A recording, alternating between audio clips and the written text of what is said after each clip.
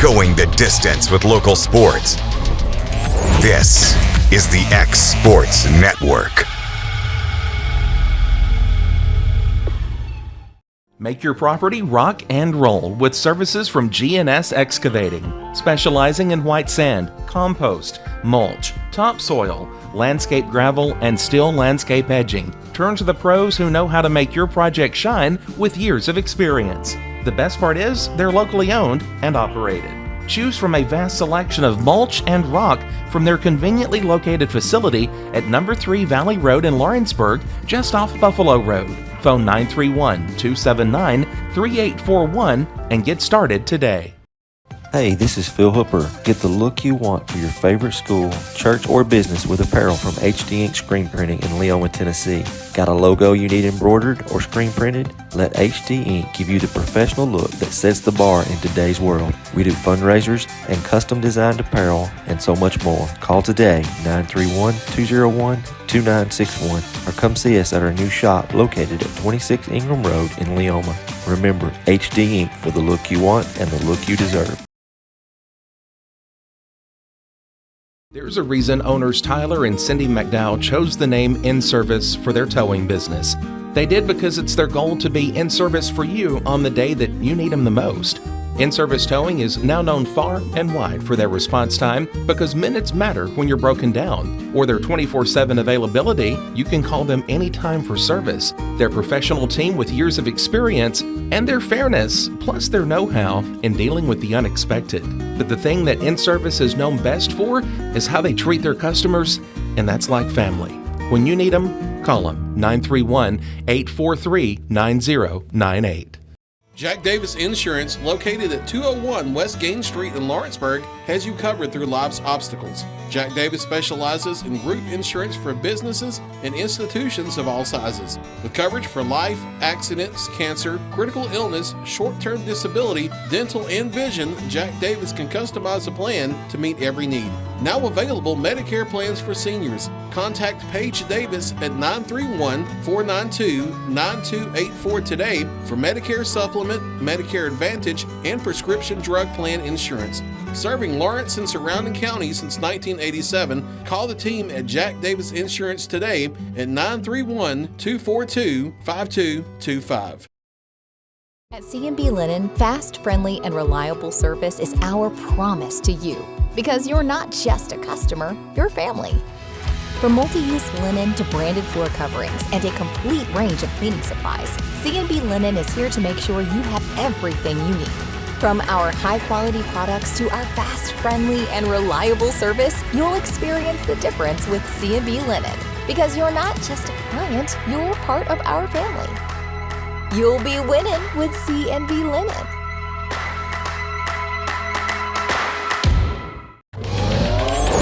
Going the distance with local sports. This is the X Sports Network.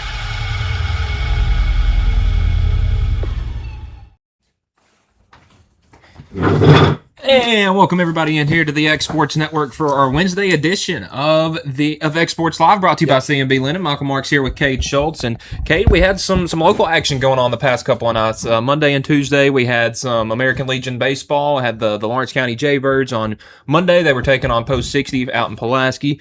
A nice win in that one, 4-3. Had the come from behind win, and same action in game 2. We're down 5-0 heading into the bottom of the 5th. We're able to tie it up. Went into extra innings. Umpires left. Coaches were umpiring. Yeah, it was kind of a crazy one. Yeah, the Jaybirds were able to pick up the walk-off victory in that one, 6-5. And then yesterday, Gallatin Post 19 or Post 17, I believe it is. Yeah, I think it's 17 from up in or Post 16 won from up there in Gallatin. The Patriots came down, had a.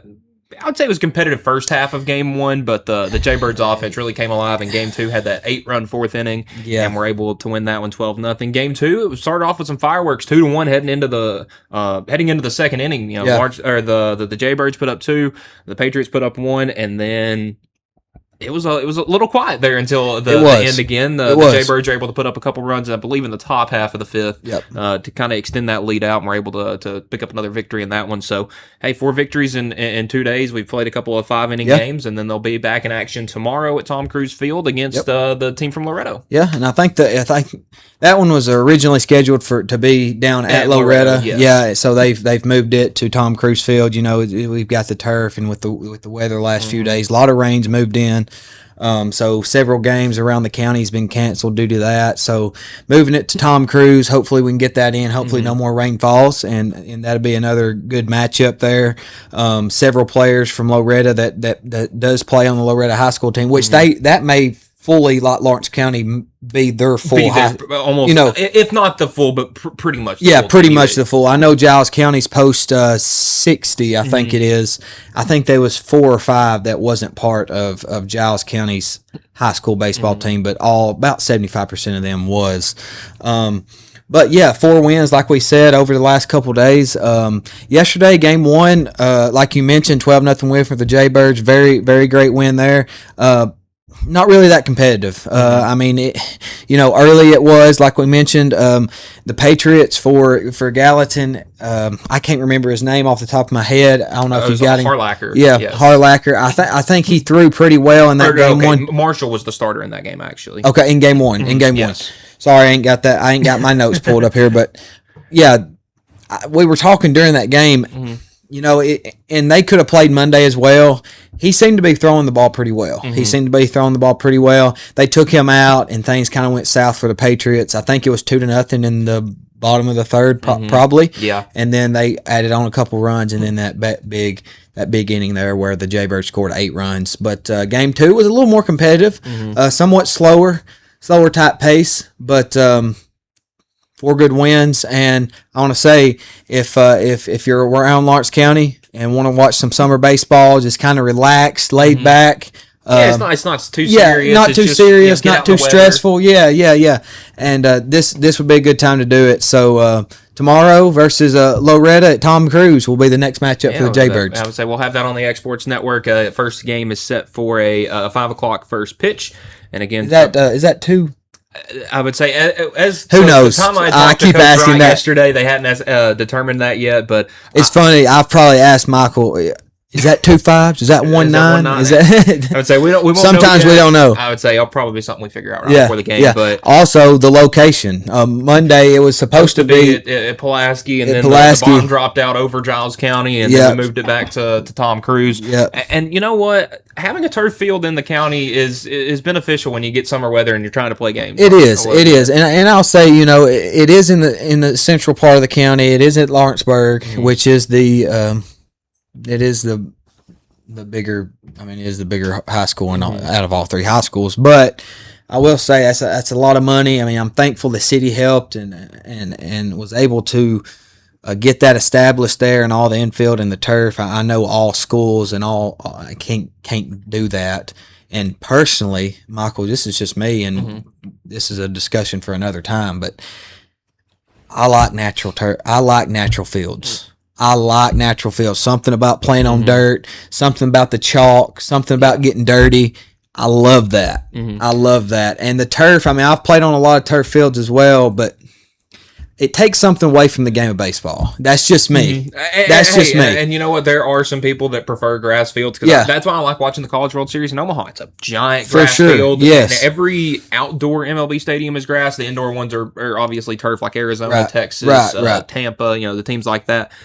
And you know what? I agree, but obviously turf is becoming very popular. It is, and there's pros to it. And it's becoming a lot, I don't want to say necessarily like affordable or cheaper, but it's becoming a lot more affordable and cheaper in the long run, for sure. Yes, and I would say we've seen a lot of schools in the area do it. I would say Lawrence County with the baseball field, and I believe they may be turfing the softball field as well, or was planned at one point. I think now, actually, Michael, down at the not the Babe Ruth, the Cal Ripken fields, I think they're planning on doing all the Cal Ripken fields because during the summer, a lot of that, I think it's called play local tournaments. For youth is played, travel ball tournaments is played there. So I think they're going to go ahead and get them 4 fields turfed. And so they don't have to, like we said, in the long run. I mean, all the lines are already down, the boxes are already established there. No dragging. Yep. You know, all you gotta do is put the bases in, throw from, you know, some of them beads or something. Maybe do something to the mound. You know, whatever. Around home plate. You know, brush some things up, and you're ready to go. Yeah, I would say, and you know, Denver Trap is still you know, dirt. It is. Yeah. I would say so. We still got the best of both worlds for sure. So, Kate, I don't know how big of a gamer you are, but College Football 27, the new college football game, it's catching some flack online. There's now it was trending on Twitter last night, hashtag CFB play don't pay. So pretty much for the new College Football 27 game that's coming out, I believe tomorrow is the early release date. It comes out this weekend, but they have put microtransactions in the Road to Glory mode, where you get to create your own player and you know, play in the games and practice and upgrade. They have now made it where you can just pay a certain amount of money and just upgrade your player all the way as a freshman. And a lot of EA's, you know, the YouTubers that make content that are supposed to be advertising making a lot of money, I guess.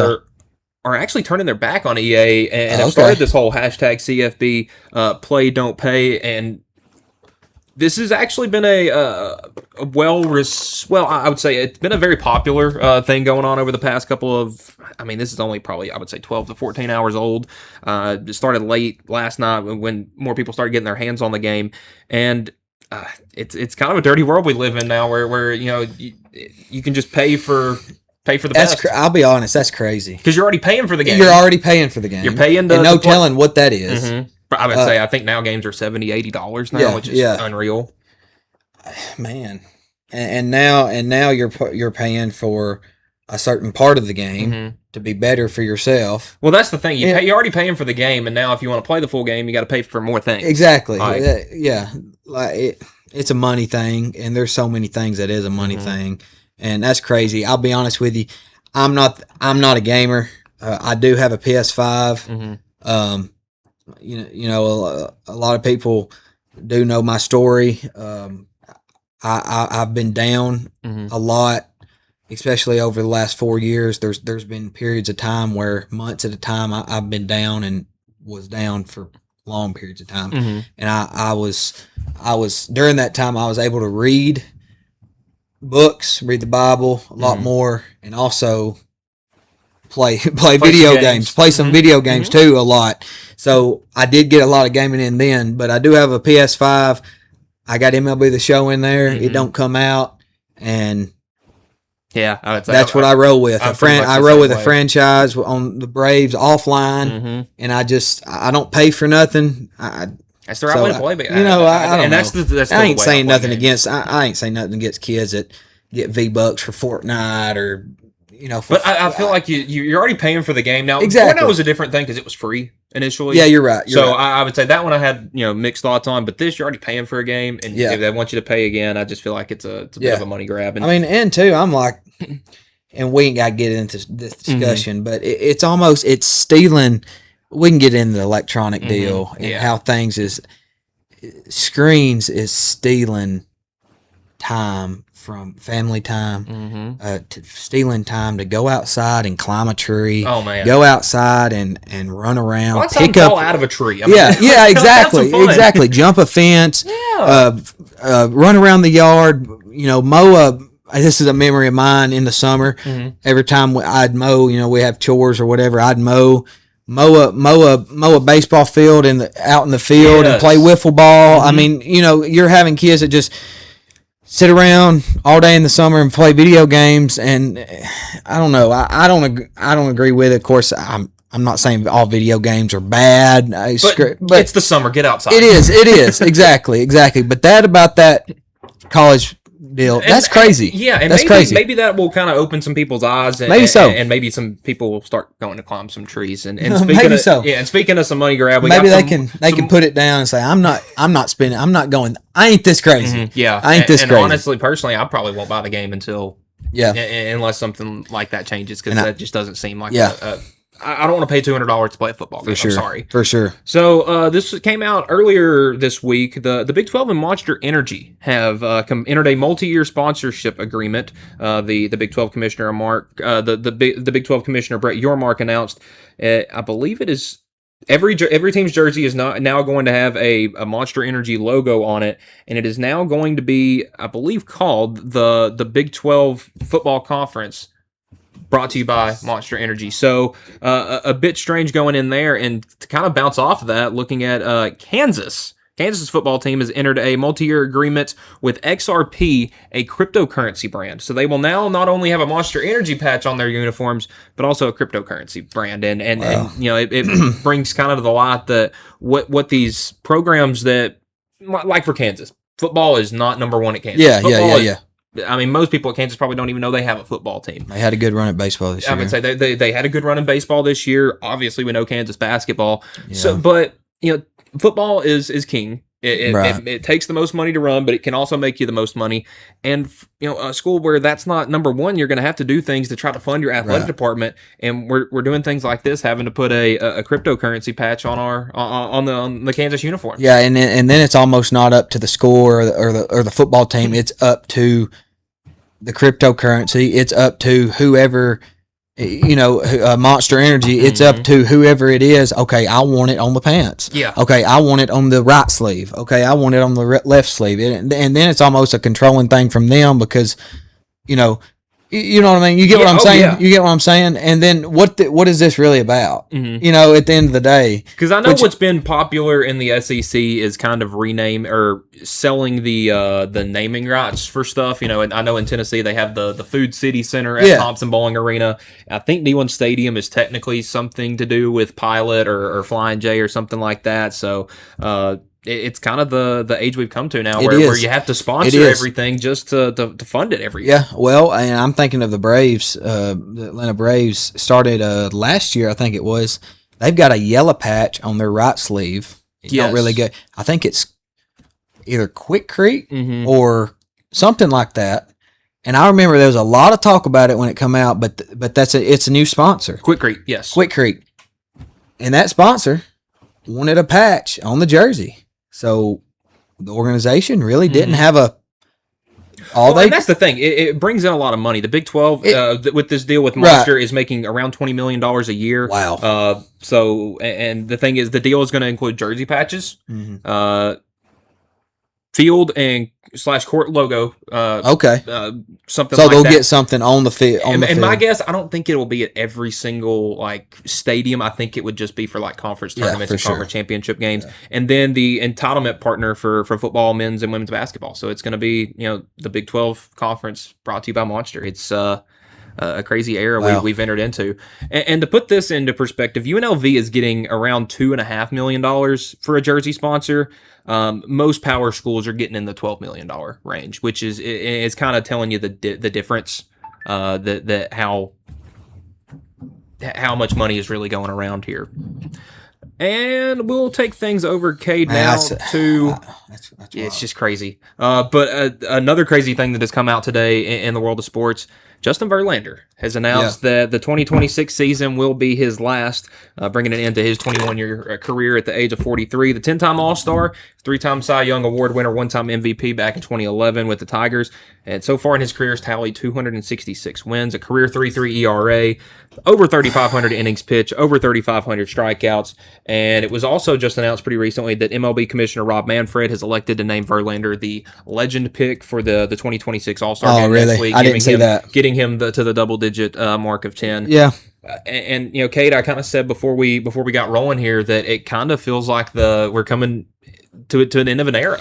Yeah, and we made that mention. It might have been off air Monday, but it seems like a lot of group of guys. As we were growing up, me and Michael's a few years older than I am. But, the ones that we watched, the one that just come to my mind, thinking of Matt Harvey. Oh, man. For the Mets. For the Mets. That big in that 2015 World Series run or whatever. Just several guys, which he's been out of baseball a few years now. Several guys like this is making their way out. And it's kind of sad. Yeah. It's kind of sad. And now Verlander's up there, and Kershaw's out. Kershaw just retired. Retired. I don't believe Scherzer is there yet, but he's probably coming up on it. It's going to be close with Scherzer. We just, Adam Wainwright just retired a couple years ago. I mean, some of these big, even a couple years earlier, you go back to guys like John Lester. Some guys like that. That mid 2000s, the late to the early 2010s era of pitchers. It's starting to come to an end. It is, and these guys has obviously had great careers. As Michael mentioned, he is going to make the All-Star team, which he's 0-1 with a 12 ERA. Yeah, I'm about to say it's not. He has. I think he's only had the one appearance. He's only had one appearance this year at 43 years old. So Verlander, the last couple people at 43 years old that love to be out there and go. And you're talking Nolan Ryan age. You're talking Randy Johnson.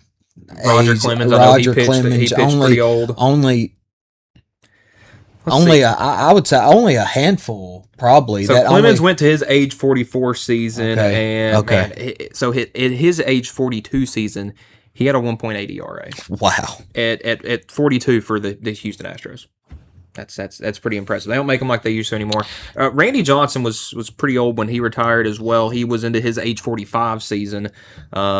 And man, well, I'm looking back. Crazy for someone like me to say, because it feels like now at 35 you're considered old, and exactly. He's still had 10 years left. Yeah, exactly. Yeah, well, thinking of Verlander and on us talking about Verlander at 39 was back in Houston, and he did have an 18-win season. He went 18-4, had a 1.75, and that was his last All-Star selection. We'll say this: his last real All-Star selection. And so he's going to finish with 10. Unbelievable. Yeah. One of the best pitchers to ever pick up a baseball and take the mound. Obviously probably known mostly for his early days in Detroit. Oh man, he was electric. Yes. And when he come there in the late 2000s, with the late teens, with Houston. Very, very good pitcher there, or had several good outings and several good years there. But hate to see this, but time's coming. Yeah, and he said, quote, "I never wanted to retire because of a milestone, a number, or a date on the calendar. I wanted the game to tell me when my time has come," Verlander said in a lengthy statement posted on his social media accounts. Quote, "Over the last several months, I've realized that time has come." And I mean, the fans can see it, that he's taking a step back. They're usually the first ones that can probably notice something on the field, but well, and you think about efficiency on the mound. His last 200 strikeout season come in 2019. He had another one in 2018. I mean, that's almost 10 years ago now. Yeah. And it is what it is, and time goes by. And but I'm glad that was kind of when I started watching baseball. For sure. I vividly remember the 2011 World Series that Detroit was in, and I mean that was a pitching staff that had Justin Verlander, Max Scherzer, Rick Porcello, Robbie Ray. That's 4 Cy Young winners in their time at one point over there, and you also had Miguel Cabrera on that offense. It was Torrey Hunter. Yeah, I mean, you think about Rick Porcello. I mean, and that was before he went to Boston. Before he went to Boston and won the Cy Young. Yeah, several good years at Boston too. So. But. Yeah, I mean, we're coming to the end of an era. I would say we mentioned Max Scherzer's probably not too far behind. And actually, I seen Scherzer. He made a start. I think he's on the IL. I think I just saw that he entered the Scherzer IL. is with Toronto. Yeah, now, and he made a start with, I think it might have been high A, might have been double A, something like that. Starting to get some rehab. Yeah, get some rehab starts in. Hopefully, work his way up. Obviously, probably on a pitch count limitation there, working his way back up and getting ready to get back to the show. And hopefully he has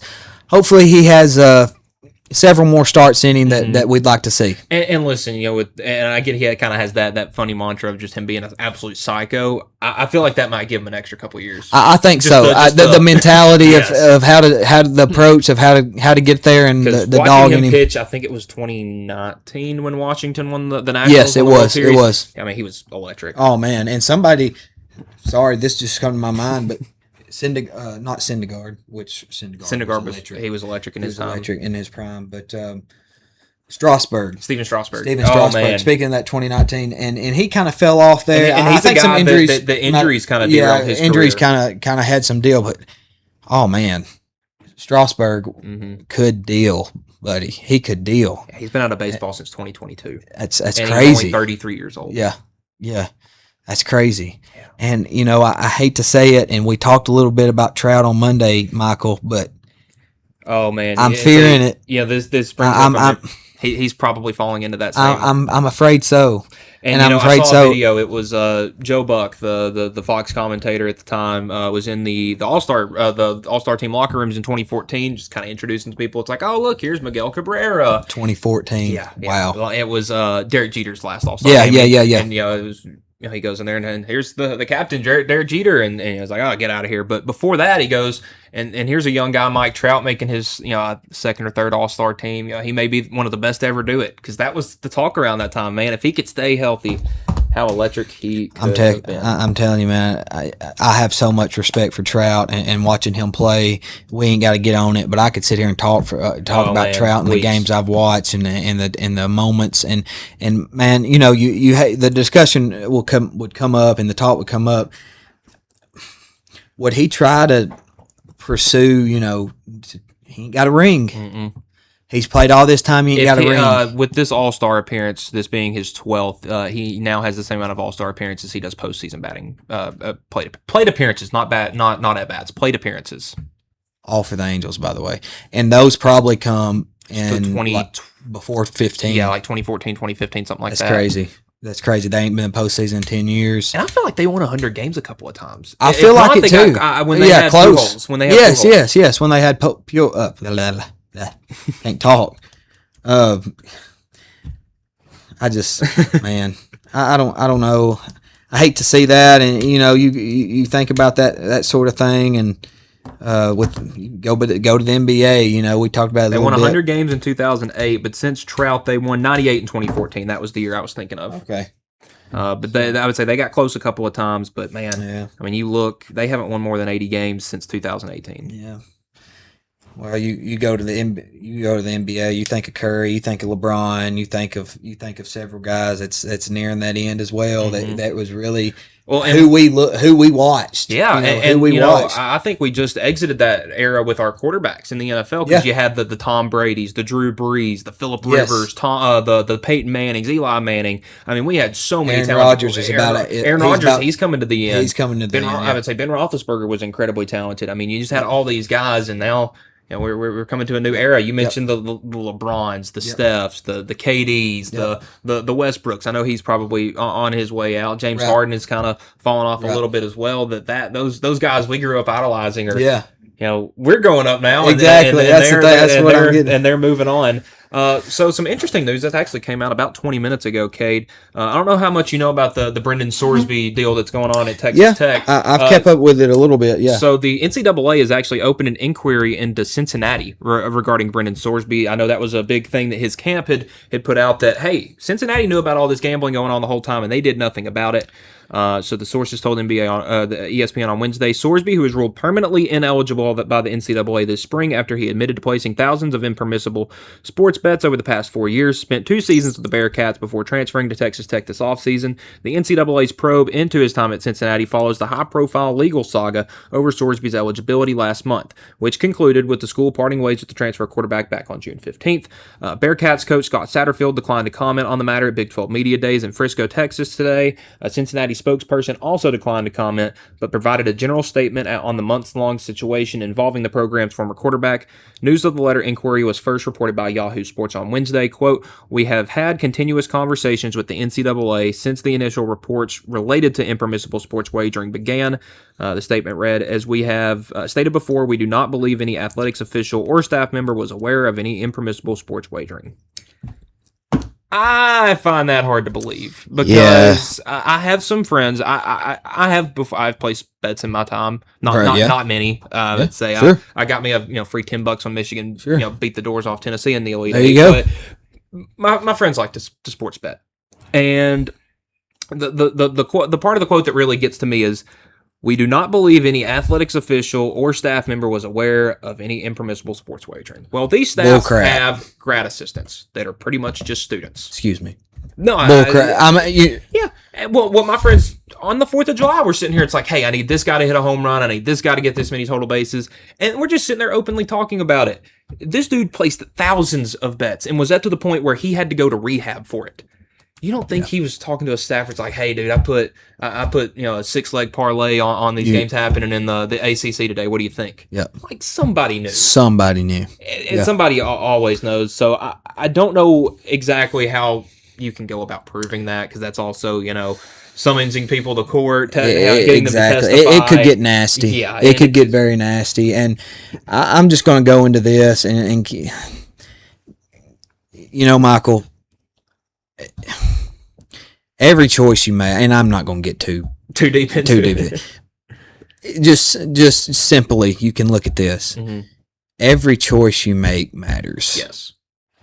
Every choice you make matters. It don't matter if you are the next starting quarterback at Texas Tech. Mm-hmm. Or if you're the third string kicker at Utah Valley College. Exactly. As we're talking about college football here and with the Sorsby news, so it don't matter. Yeah.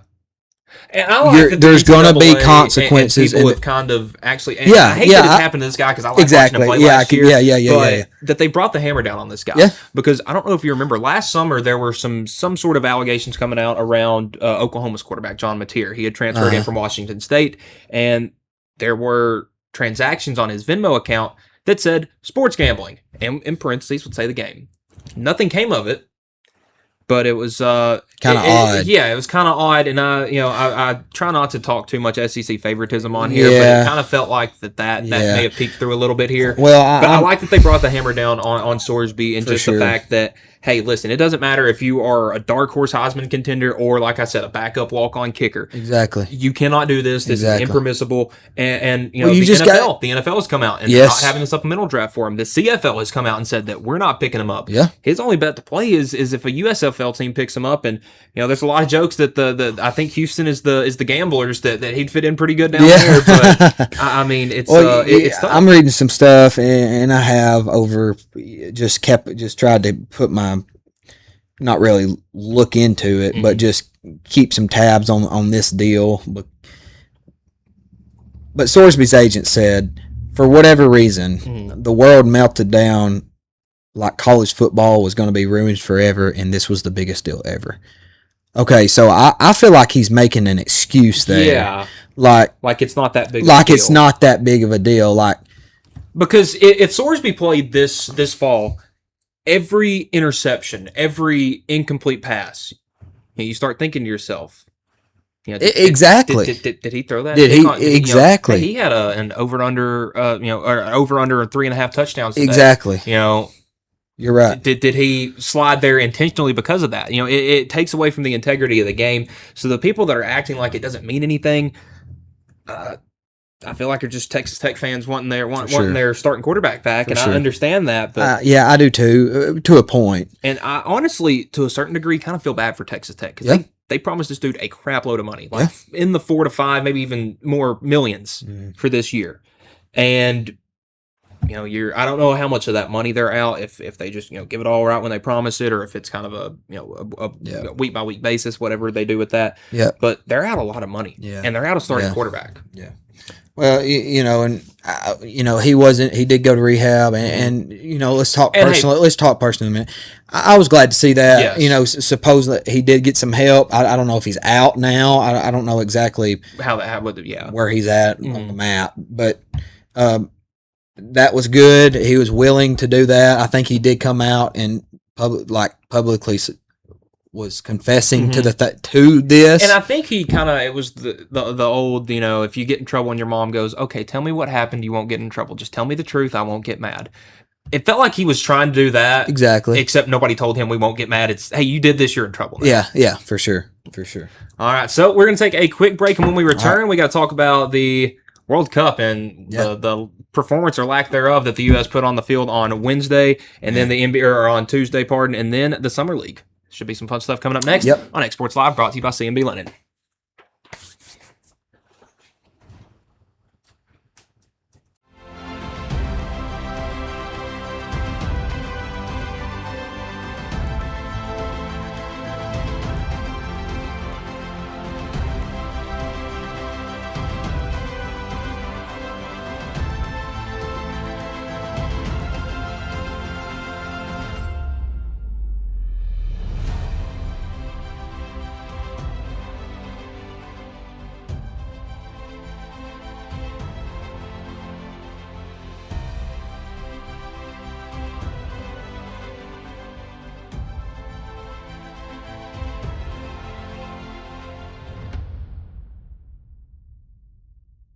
At Lawrenceburg Federal Bank, we're proud to be locally owned and operated because we're not just a bank, we're family. When you call, you'll be greeted by a friendly representative who's ready to discuss your banking needs, as well as offer our competitive rates on CDs and money market accounts. Our loan decisions are made in-house and never sold to a secondary market because our commitment is simple. You matter to us. At Lawrenceburg Federal, we offer all the conveniences of larger banks with a personal touch. Join us at Lawrenceburg Federal Bank, where community, trust, and service come together. LUS is committed to our customers, from providing and maintaining energy-efficient utility services to friendly, helpful customer service. LUS is there. At LUS, we're always challenging everything we know, every day. We strive to improve efficiency and reliability while focusing on our responsibility to our customers and the community. It's our promise to provide dependable service to our customers every time. Because we don't just work in Lawrence County, we live here too.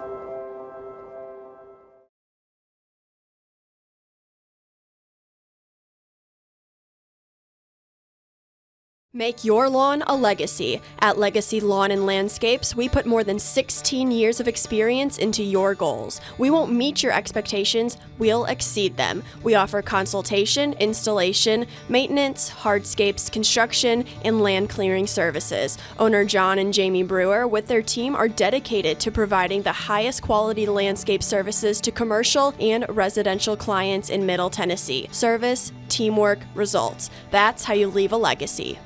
At C&B Linen, fast, friendly, and reliable service is our promise to you because you're not just a customer, you're family.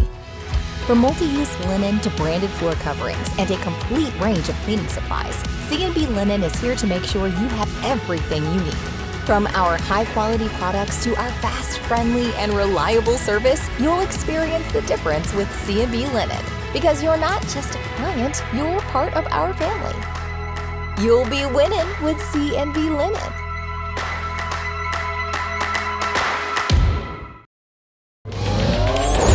Going the distance with local sports. This is the X Sports Network.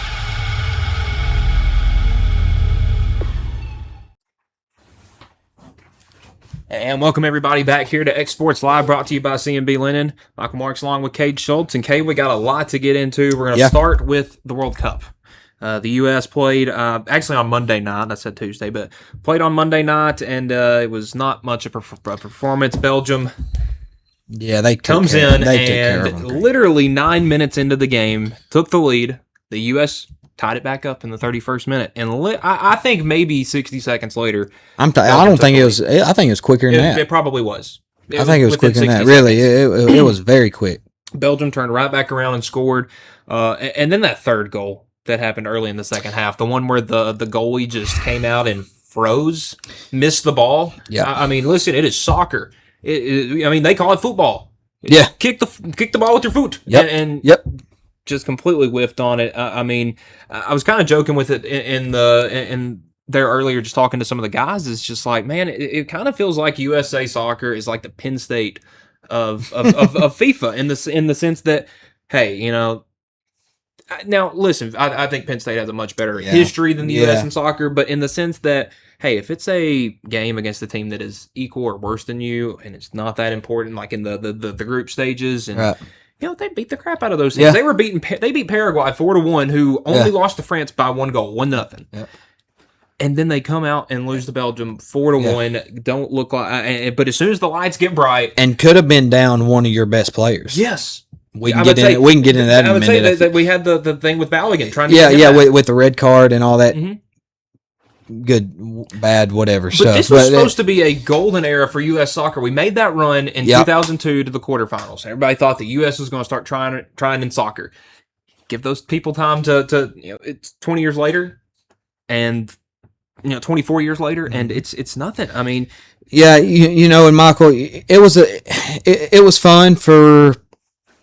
And see, that's what hurts. 50 minutes. Mm-hmm. 40 minutes. I'm talking about the Monday night game versus Belgium. it seemed like that third goal. It was. Yeah. You knew then. Where was this played? Where was it played at? Was it Seattle? I think it may have actually been in DC. Or no, it was in Seattle. It was in I believe it was in Seattle. Yeah, it was in Seattle. Okay. Yeah, it was. Yes, Lemon Field. There you go. Okay, so there you go. You have the backing of you were quite literally. I mean, this is in your country. That's what I'm about to say. You're in your own country, and the first two goals for Belgium, United States was wanting. I doing that. I'm thinking football, on a flag, but they were wanting a card. They were wanting something, offsides or something, and they were arguing and all that sort of thing.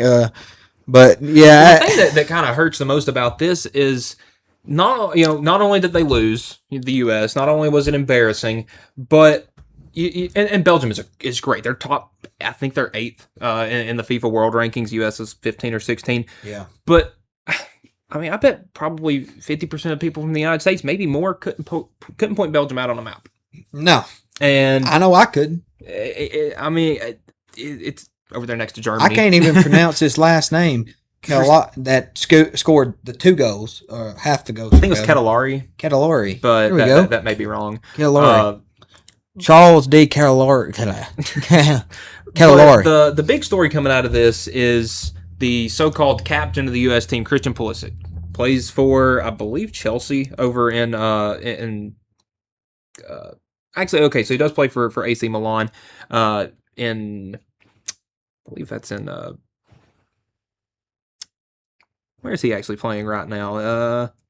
Yes, so he does play for AC Milan right now. But I don't. But nonetheless, he is getting ripped right now by Carly Lloyd, who is an a Fox analyst for FIFA, is a FIFA Women's World Cup winner. Had an amazing, I think it was 2014 when the U.S. women won it. They beat Japan like 7-1 or something crazy like that. She got a goal from midfield, so she has my respect. But then you have people like like Landon Donovan, who is he's called Pulisic's performance's disappointment. I think the funniest comment comes from former U.S. women's national team star Sydney Leroux. So talking about it, Pulisic said, "I just twisted my ankle and it sprained my ankle."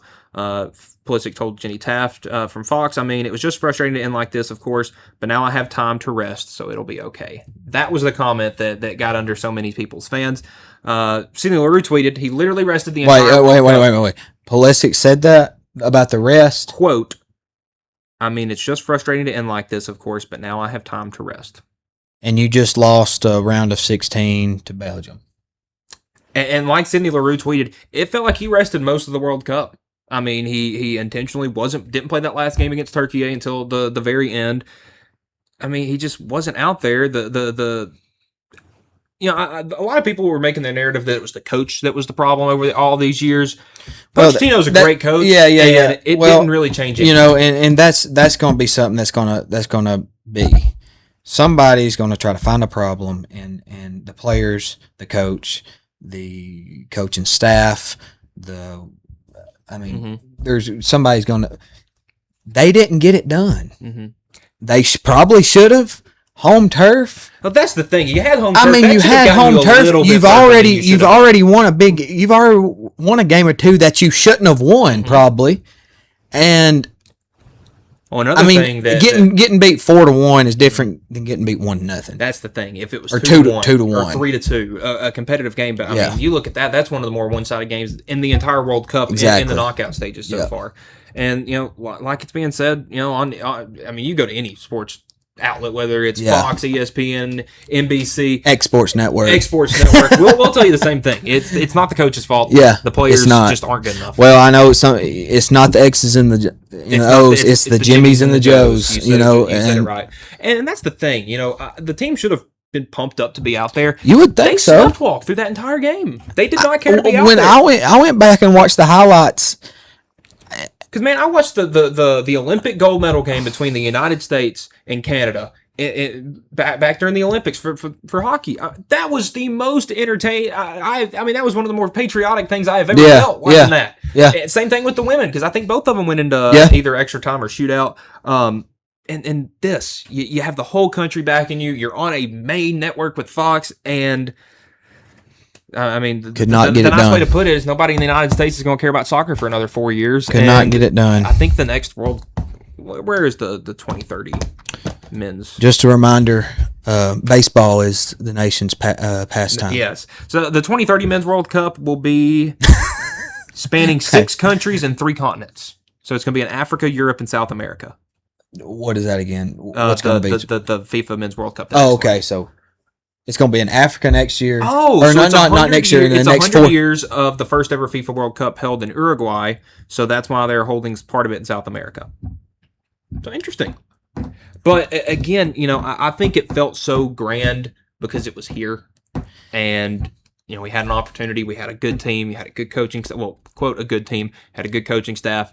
And I'll say over in the past 5 years, I'm going to speak on the southern part of the country, southeastern part of the country with Nashville especially, and the team that's come to Nashville. Yes, that's been huge. I know. I mean, it soccer seems like soccer has gotten a lot more popular. In the South, at least. Yes, in the South. Yes. So because I would say, I played growing up, but it wasn't really like I'm not knowing plays and formations and this, that, and the other. We were just kicking a ball around now. Exactly. It's a little more head time spent with it. So, okay, we're going to turn things over now to the NBA Summer League. Or actually, let's trades talk. First, we're going to go actually back to the World Cup. Okay. Just go over some of the matchups where we're at right now. So for the round of 16, we already talked about France, Paraguay.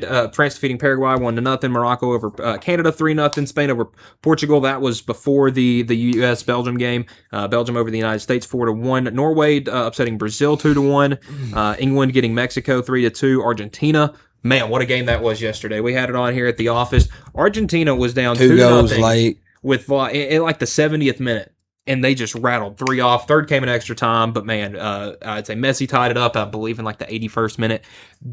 That was a great game. I would say Argentina, despite being one of the favorites, they've had some close calls with some teams they probably shouldn't have had some close calls with, like with Cape Verde and with Egypt. But man, anytime Argentina stepped on the field in this World Cup, it's been must-see TV. I'll give it to them. And then the Swiss defeated Colombia 4-3 in shootouts, so we are set with our 8 teams in the quarterfinal round. That will start tomorrow, Friday, and Saturday. We have France and Morocco. That'll be the first game in the quarterfinals. That one's tomorrow at 2 on Fox. And then on Friday, we've got Spain and Belgium. That one will be at 3 p.m. on Friday. And then Saturday, we got a twofer, England and Norway at 4, and then Argentina and Switzerland at 8. Looking at things right now, Norway's been a really nice story with Erling Haaland. You think their time's coming to an end here? England's been really good. Yeah. I would say England's been a really good team. Honestly, I'm kind of curious how that Spain-Belgium game is going to work its way out. You probably because I think it could maybe soften the blow for the U.S. if maybe Belgium goes out and gets a 3-1 victory over Spain, something like that. I was going to say... But with how bad the U.S. played, Belgium probably won't beat Spain, and it will probably be very one-sided towards Spain. Right. You're most definitely right, but you know what United States fans... The players there, it's probably what you're wanting Belgium probably to win this game. You're wanting Belgium to probably win the next game and go and just to say, well, they beat us. And the question I'm curious about is for like the U.S. fans or the people from the U.S. still watching, who do you cheer for here? Like, because thinking of location, like maybe France, they helped the United States win the Revolutionary War way back when. Morocco, I mean that was where. That's where Casablanca is, and that had a big thing in World War II. Spain, I mean, Spanish food's pretty good. Belgium, I mean, the waffles. The waffles. England, I mean, I feel like that's probably the one team you should not cheer for, maybe. I don't know. I was about to say, you probably wouldn't Norway, go with England. I would say a big fan of Erling Haaland, so that may be the team to cheer for. Argentina is the only one kind of on our side of the world. Exactly. I was going to say, I'm going with Argentina or France. One of the two. I like Argentina, just for this. I was a big Messi fan growing up. Yeah, so, Argentina or France. I got over at UT Southern, the United States. I'll say the best NAIA volleyball team in the nation, the UT Southern Volleyball. Yeah. Women's volleyball team. They're not the best in the nation, but I just wanted to give them a shout out. Yeah. The head coach over there, She's Maka, from Argentina. She is from Argentina, and I texted her yesterday, and she had about this, and it was fun. But so you know what? From here at the Exports Network, we're Argentina all the way. We're Argentina all the way. All the way. And then again, the semifinals, there'll be a matchup of either France and Morocco versus either Spain or Belgium. And then the same thing, England or Norway will take on Argentina or Switzerland. That's coming up. I believe those are late to middle of next week. Yep. All right, so now, Kay, we're going to turn things over to the NBA Summer League that is getting underway. They've been playing in the Utah and the California leagues, but the big Vegas league that everybody watches that's on TV is coming up. And I don't know if this is the first year they're doing it, but I'm noticing looking at the schedule on ESPN for the games that start tomorrow, everything is going to be watchable. Whether it is on ESPN, ESPN2, or Prime Video, you're going to be able to watch all the action, which I think is great for the Summer League because, I mean, nobody's like intentively watching the Summer League like, oh, I really care about what happens. It's fun to be able to throw it on in the background and have something on. We got a handful of matchups coming up on Thursday. Yeah, which, I guess, I don't know, you may can help me with this. 75 to 90% of these guys will be in the G League. I would say maybe to start the year, besides a handful. The first round picks, besides the first round picks, that sort of thing, they'll have a roster spot. But yeah, these young guys getting to play together, in the summer.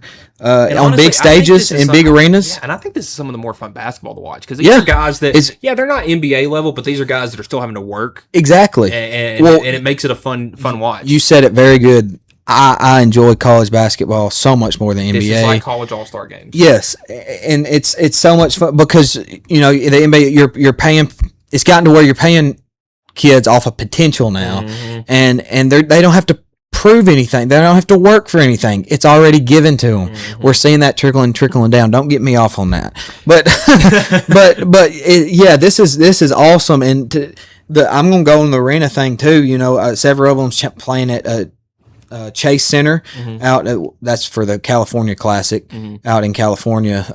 Playing at the Golden State. I'm trying to think of what I think it's like Michelob Ultra Arena, whatever. In Vegas. Yeah, and so big arenas and a lot of attendance there, and these guys are going at it. A lot of youth, a lot of young guys, and you're getting to see the future of what's to come in the next 5 to 10 years. Yeah, and looking at some NBA. Of these matchups, I'm just basing some of these guys off of what's on the NBA Summer League's website for rosters, and not all those teams have their rosters listed yet. But some guys looking at this Timberwolves Pelicans matchup. Pelicans didn't have a great draft, I would say. You got some guys like Melvin Council out of Kansas, Malik Dia, the big man from Ole Miss. But funny enough, I think a team that had a really good draft was the Golden State Warriors. They pick up Yaxel Lindeborg. I like it. They picked up Yaxel Lindeborg from Michigan, not from Memphis. He started at UAB though. And then Graham Ike, the big man out of Gonzaga, he had a really good NCAA tournament. And looking at what the Warriors kind of lost, I guess you could say, in the offseason, they kind of need some beef, and they do. Yaxel and Graham Ike definitely fit that. The Hornets, I think, had a pretty good draft as well. Looking at some guys on their summer league roster, Hayes Steinbach, the big man from Washington last year, I think is going to be important. But Christian Anderson, a guard from Texas Tech, was a big scorer, big assist guy. I think he's got a chance to be a big time player in the NBA. But I think the guy to watch it's AJ Devonta. Yeah, from the Wizards. I like that. The Wizards just made a big. They were part of a big 6-team trade yesterday that they got them Chris Middleton back. Look out! I don't know exactly what their final record was this past year. If I can pull that up real quick. Playoff standings. They were dead last. Okay, I was gonna say don't watch out for the Wizards, but maybe not. Looking at some guys. Oh wow, watch out for the Wizards. That's a rough team. Maybe not, but the Wizards are terrible. The Wizards are terrible, but they did just pick up AJ Devonta, who I think has a chance to change things. And another guy that I'm really they got Trae Young now, and they got Anthony Davis, who is dealing with the injury. I would say that team healthy could be really good, but keeping Anthony Davis off of the IR, that's kind of like throwing stones in a glass house. It's going to break. Yeah, it's going to break. A guy I'm actually pretty intrigued to watch, Darius Acuff for the Sacramento Kings. He was one of my favorite guards to watch in college basketball last year, but unfortunately, he's stuck on the Sacramento Kings, who are known to ruin players' careers. I mean, just think of, and it's funny because it's a lot of these guys that played for John Calipari in college, but you got like the De'Aaron Fox, the Malik Monks, the biggest example, DeMarcus Cousins, Tyreek Evans. I mean, these were guys that were amazing ball players that got stuck on a crappy Sacramento team. Yeah, let's talk about Acuff. Good player. Went 7th overall, I think. 6'2", about 185, probably maybe 200. I'm going to look. But just his scoring ability is incredible. 186. So 6'2", 186. Okay. He's not. Of course, he's 19. He's young. Mm-hmm. Does the weight? Obviously, he's young, but does the weight bother you? As far as it's does small, he need to? He's definitely yeah. And you're looking at a 6'2", 185. You're looking at a Curry. Mm-hmm. He was only able to get to the line about 6 times a game last year, and that number will jump in the NBA, obviously. Right. I think it's going to come that's with the his thing. ability to draw fouls. Right. That's the thing. Getting to the basket, drawing fouls, and probably increasing his confidence from beyond the arc. Yes, I would have to say. Yeah, I would think. But last year, his 1 year in college, he averaged 23 points, almost 4 rebounds, 6 assists. Shot the 3 ball at about a 45% clip. So that's solid. That's pretty good. That's solid. So of course, going up against a lot of good talent in the NBA. Of course, the NBA best of the best. So ready to see what he can do and what the Kings to do. And I'm excited to see what the Golden State Warriors can do against the Kings. And I think the Summer League also has it honestly has a pretty good grip on who's going to win Rookie of the Year. Because I don't know if you remember the Summer League last year, Colin Knippel went off. Yeah. And the Hornets ended up winning the Summer League. And then look at the rookie. And he didn't win Rookie of the Year. That was Cooper Flagg, who was dropping 50 points at an 18 or 19-year-old, which is just stupid. But Colin Knippel kind of had a breakout in the Summer League. And looking through, I think Acuff could potentially be that guy this year. Something about Acuff, too, let me mention. The Kings got rid of DeMar DeRozan. I can't talk, man. So it seems like the Acuff can't is going talk. to be their guy. They got rid of DeMar DeRozan. Mm-hmm. You got Russell Westbrook, who's a veteran. That could open things up. It can open things up. Westbrook's going to be. He's slower. He's getting older. Mm-hmm. He can. Westbrook's still Westbrook. Yeah. But he can be a mentor to this guy. We've talked about that sometimes. He's become a much better leader. I think so too. Than he was at his times in Houston and OKC. Yes, that was some rough. He went through That was him trying to win. Yeah, he was really trying. Mm-hmm. Trying. I think sometimes it's better not to try and let the game come to you and not and let things develop. Mm-hmm. You know what I'm saying? And things will come to you. So with them getting rid of DeRozan. Which it makes you think that they're looking at Acuff. It's like, this is our future now. Which maybe so. Which of course, I kind of liked what the Spurs did last year though. Was they brought in Dylan Harper in the draft, but they kept De'Aaron Fox around. Now Fox may have lost him in NBA Finals, but I think he was pretty crucial. If you take that away, he was pretty crucial in the development of Dylan Harper. I would have to agree with you. Yeah, I would have to agree with you there. And an interesting guard matchup. This is the Pistons 76ers tomorrow. Pistons guard, they got Abuka Okori from Stanford. He was an electric freshman.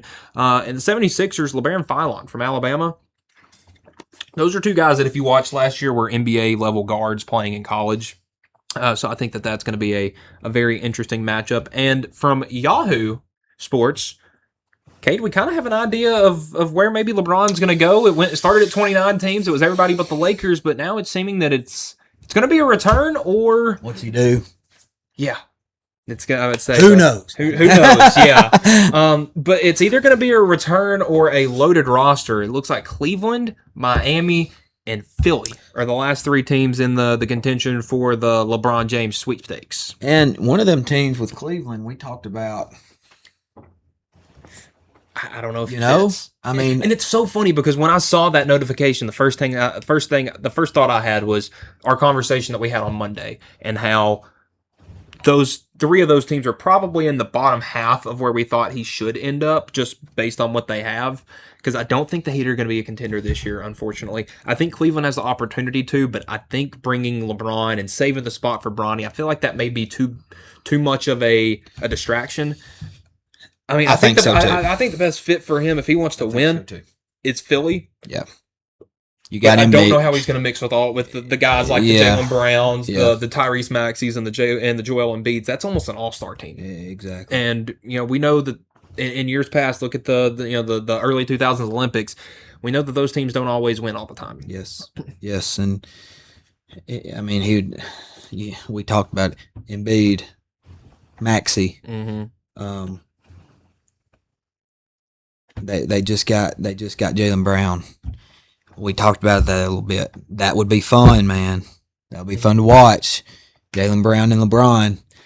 And they got veteran Kyle Lowry still around. I mean, actually, he the other day he signed with the Raptors and retired. He signed a one-day contract to retire. One day and retired. So he retired as a Raptor. I didn't realize that. It happened yesterday, so I would say it.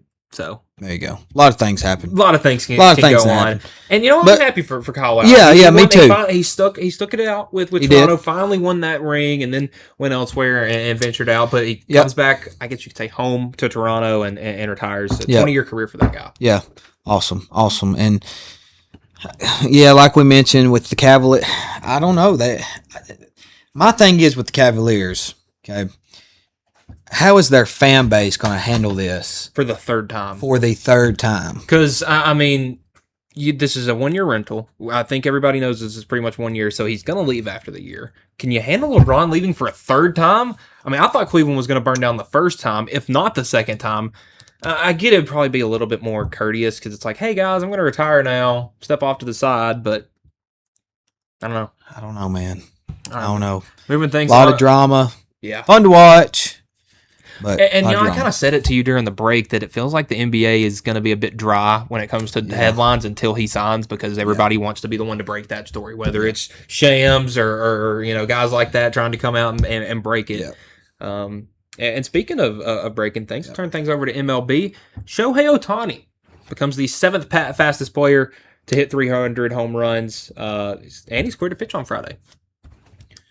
Shohei, man, what a he is one of the most entertaining athletes probably ever. I mean, at least in our lifetime, we don't see a guy that can go bat a hair under 300 and also has a sub-2 ERA. It's not a thing. He is he's very fun to watch. And I seen a video on him, personal interview. If you can believe this, because I didn't. Kids, listen. He don't hit off a machine. He don't hit off a front toss. He don't hit off a side toss. He hits off the tee, and he takes batting practice, and that is it. Wow. I'm not kidding. So he's not one of the crazy guys who's putting the 82 braces on. No, he ain't all that. I promise you. I'm not bluffing. He may be bluffing. So you're telling me he all may these be guys lying. that have been playing baseball for years and years and years, and guys like Ted Williams who had like the batting averages on the cans or whatever, that if you just go back to doing the simple things and hitting off a tee, it makes you a pretty dang good player. Crazy how stuff like that happens.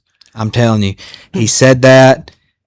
I was shocked, but it's amazing. It's amazing when you keep things simple. Of course, I'm not an MLB hitter. It's got to be. I mean, there's a lot of training. There's a lot of video. There's analytics have to come way. I mean, there's a lot of stuff that goes into it. The iPads. It feels like they got 20 iPads in every dugout now, and it's so much the launch angles. Little things like that. It's a bit too much. Yeah, it's a bit too much. It can get too much. Just go back Keep to the simple, simple things. Throw your hands to the ball, and it seems like that's what he's doing.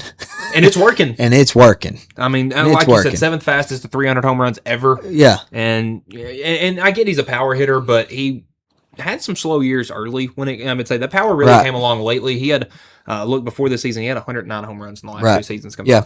What I like too, let's get into this a second. I do baseball lessons with a lot of kids, and I'm thankful for that. I'm blessed with being able to do that. I got about 70 kids I'm doing baseball lessons with this summer. And something you watch about Ohtani, you don't see a lot of movement. His hands are high, okay? He's open. He's open. If you break down his swing, he's open. His hands are high, and it's straight to the ball. And it's very simple.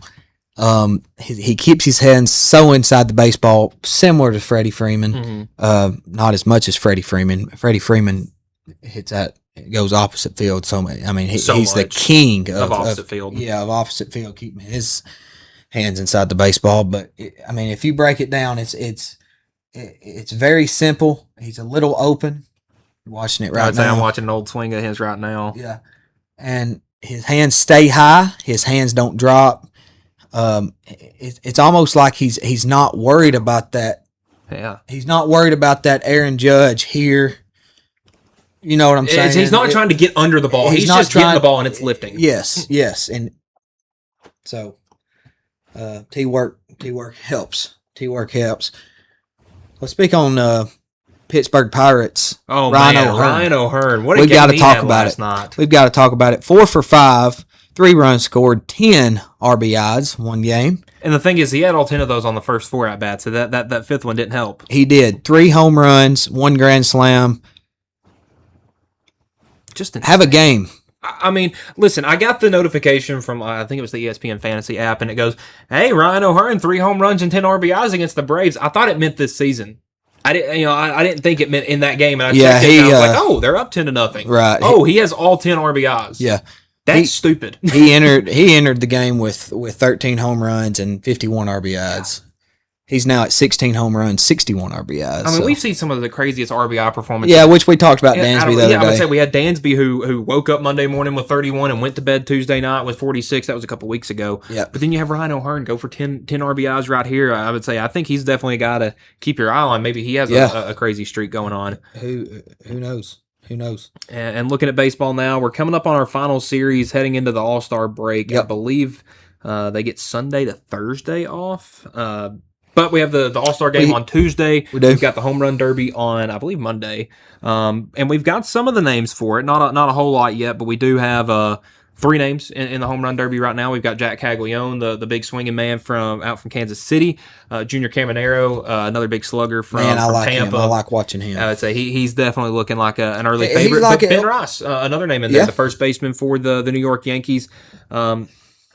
Looking at it so far, Caminero has the longest home run and the most home runs out of all 3 guys that have accepted their invitations to the All-Star game. I don't know. A lot of people don't talk about him. I mean, maybe it's because he played for Tampa. If he played for LA or Chicago or New York, any of those teams, he would be one of the biggest names in baseball. And I like low budget team, like we said. I don't know what their payroll is. It ain't nowhere near Atlanta. Nowhere near.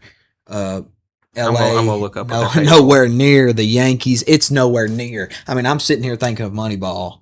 You know, they are 23rd in baseball with 103 million. The team in front of them is the Twins. The team right behind them is Pittsburgh. So teams that aren't really that great. And then you look at they're finding a way to be a contender, and they're up there. Because you look at these teams near the top, the Mets. They're awful this year, which is really funny.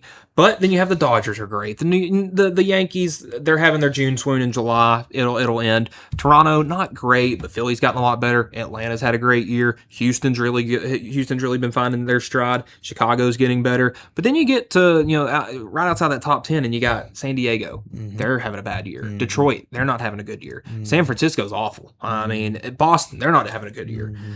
But then you got some of these teams you kind of mosey around near the middle and the bottom. You got Cleveland, who is dead last in baseball in payroll. Yep. Winning record. The Miami Marlins are 50-42 right now. The White Sox have a winning record. The Washington Nationals are a bullpen away from being a really good baseball team. Their bullpen is awful. Yeah. They have a winning record.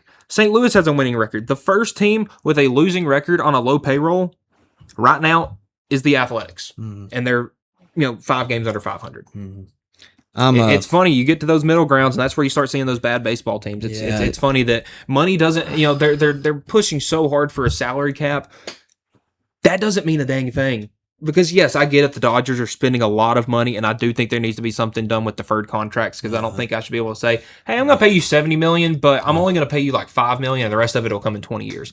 That's dumb, but there doesn't need to be a salary cap in baseball. It has worked for 120, 130 years or whatever it is without it. I think it'll continue to work that way. Broken. Don't fix it. Ain't broke, don't fix it. And I enjoy seeing that with Miami. How Miami ain't really been a contender in that East Division in National League. I think they're third in the division right now. They are third. And hey, the Red Sox, they are now in fourth in the American League East for what feels like the first time in years. There you go. And they're 7 games back 7 games behind 500. Mm-hmm. Back from being 500. Hey, but they are 4 games out of a wild card spot right now. What about that? Hey. And there's a lot of games left. There's a long season. 162 is a long season. Oh man. And when you get to August, ask July, Matt Olson. I mean, I don't guess it seems like him, but Matt Olson's one of the most because he's out there every day. He is out there every single day. Yeah, man. I like seeing that with Miami having a winning record, and I like seeing that with the what was the other one? The White Sox. Yes. White Sox, because the Braves went up to the White Sox, got swept by the White Sox, I think it was, or lost 2 or 3, something like that. And White Sox offense. Mm-hmm. Very powerful. It's coming around. Yeah, they had a 20-run game. They've brought up several prospects, made their debut already this year. A handful, maybe double digit. Mm-hmm. I don't know. It's getting close to double digits. It's getting close. So they're just bringing a bunch of young guys up. And they are. And that's the thing. They have traded so many of their stars, like the Garrett Crochets. They got a crap load of prospects from Boston. They did, yeah. And we'll keep it in Major League Baseball for our last little topic real quick. Right. Ryan Weathers making another start for the Yankees. That's coming up on Friday at 5:45 against the Nationals. So we'll talk a little bit more about that one on Friday. Awesome. So that will do it for this episode of X Sports Live, brought to you by C&B Linen. So for Kade Shultz and Michael Marks, so you're saying have a good afternoon, and we'll see you tomorrow. Going the distance with local sports. This is the X Sports Network.